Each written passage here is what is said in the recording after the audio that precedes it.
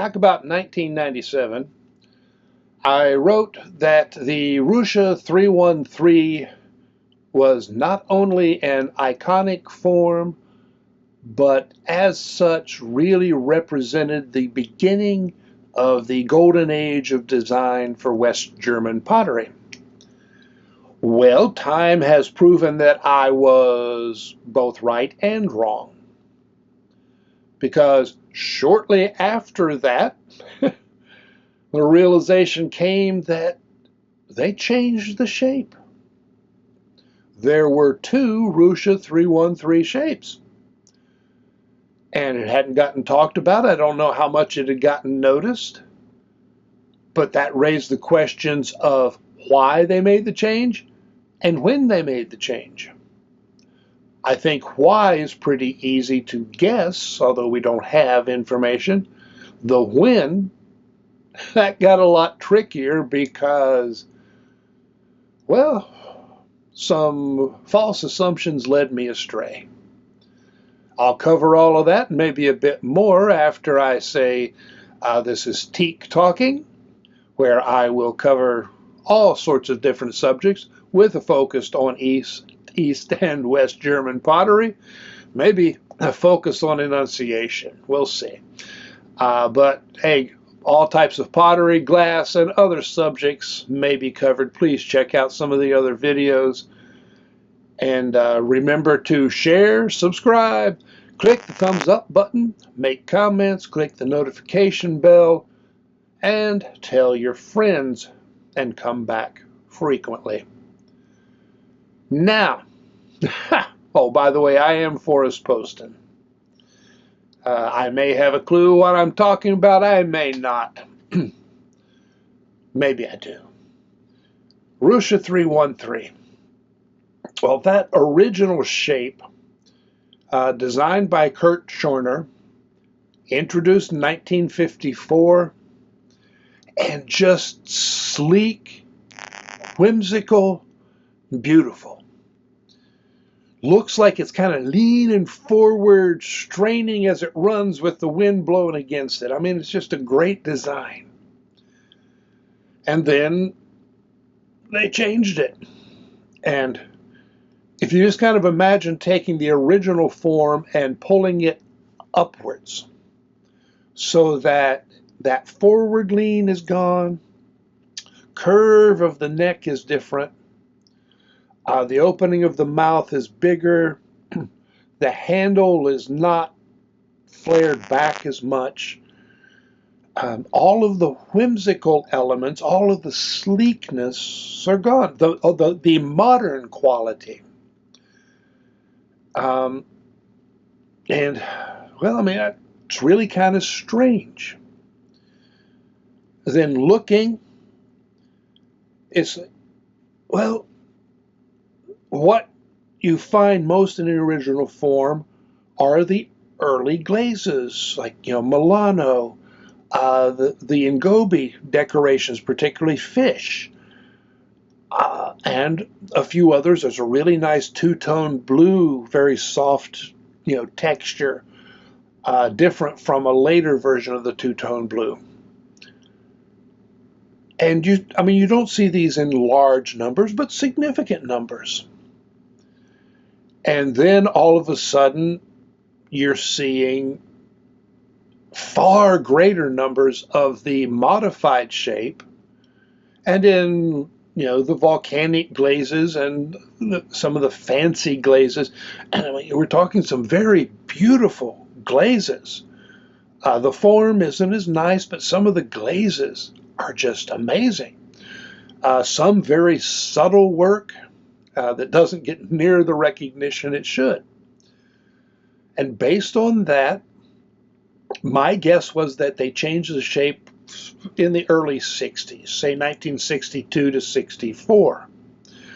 And then producing it for that many years, 20 years or so, would explain why there were so many more of the modified form. But people started pointing out some inconsistencies in that theory, and I took a closer look at different glazes, And as more people have found and shared catalogs showing when glazes were introduced, well, dang it, it doesn't fit. Based on looking at that, they didn't change the shape until probably 1974, which means the modified shape was only made for about 10 years, and yet it's extremely common. Certain glazes are harder to find, certain glazes are better, but the shape itself is extremely common. As best I can figure, during that period, say from about 1964 to 1974, they were still making the original shape, but only in very limited numbers and relatively, well, I don't know if it was a small number of glazes or if just the numbers produced in certain glazes were particularly small. Now, that also means that items in that period and some of those glazes are probably very scarce. I can't confirm that, and how much that affects value is partly a matter of opinion, and it's a matter of the glaze. There's still, some of the glazes work well with the form, some don't. But it really looks like 1954 to about 1962 or 64, they produced the shape and most glazes in enough numbers so that they don't qualify as scarce. Not necessarily common and not tremendously common. And you still have variations in things, like I think during that period, some were made with red clay, which alters the form a little bit. I think it makes it better. So that affects scarcity, value, all of those things. And then from 1974 until, Ruscha closed, the shape was made in enormous numbers. And many of the glazes are very common. Some of them are not very good, and that should be taken into account. Some of the glazes are much harder to find and very beautiful, fascinating, complex glazes. Whether they are gaudy, the brighter glazes, or some of the very soft, complex in ways that you don't necessarily notice at first. And in between that are the ones that are harder to find, and, well, I'd like to have some of them. They are lovely. Now, the why, and I think that is fairly straightforward.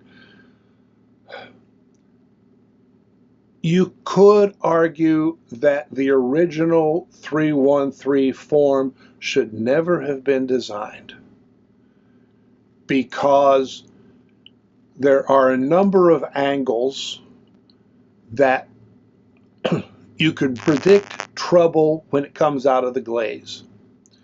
Either, pieces aren't going to come out cleanly.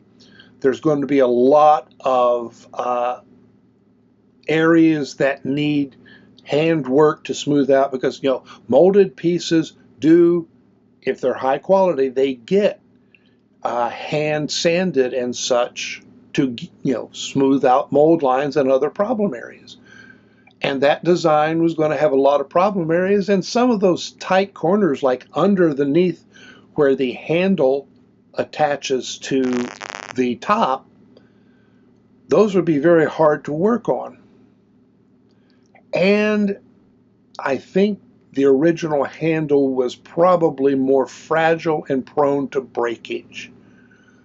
So you had a beautiful form that was hard to produce and perhaps prone to breakage. that's not really what you want out of pottery. You want a lovely design that, yeah, you can produce, in larger numbers. Now, as far as I can tell, now, and Tschoerner did freelance work. I was under the understanding that he worked for Ruscha and did a lot of their shape designs.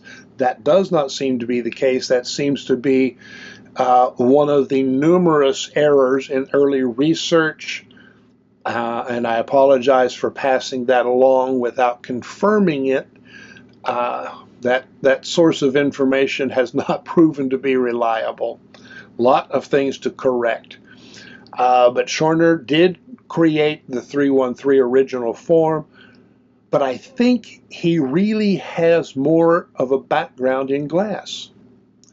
And you can see the influence on a lot of the mid-century glass designs in that form. Now again, don't take that as true, just as a theory, but I don't think a more experienced ceramic designer would have ever created that design. Heinz Siri would not have done so, I'm almost certain. If you look at his designs, he was always very aware of production.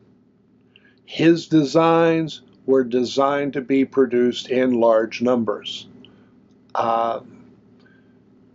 which I think to a certain degree limited their aesthetics. And that's the problem, where you're trying to balance aesthetics with the commercial aspect. Tschoerner leaned a little, perhaps too much, toward the aesthetic side. I'm glad he did, or we would never have the examples that we do. But I really believe their first step was just to limit production, pay more attention to producing the items that they could produce in greater numbers, and move forward. And they kept it in the catalog, and maybe only produced it when they had, an order from somebody. I'm not sure of that, but, production was very limited for probably a whole decade. And then somebody decided to just change the shape, call it the same number, and all of the changes in form address the problems that would have made production an issue. Like, that area I mentioned under the top of the handle, suddenly that is a very large, sweeping curve instead of a very tight angle. The area under the neck is no longer an issue. The handle is a little sturdier. And, well, they could and they did increase production numbers massively. And I'm delighted to see some of the glazes they produced, but it really is sad to have lost the form. It's the way it goes sometimes.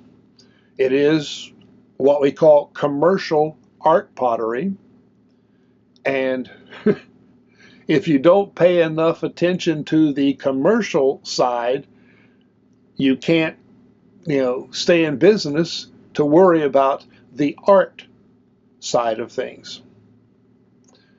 So we got what we have. There's a lot to look for, and I think that's how, why, and when it happened.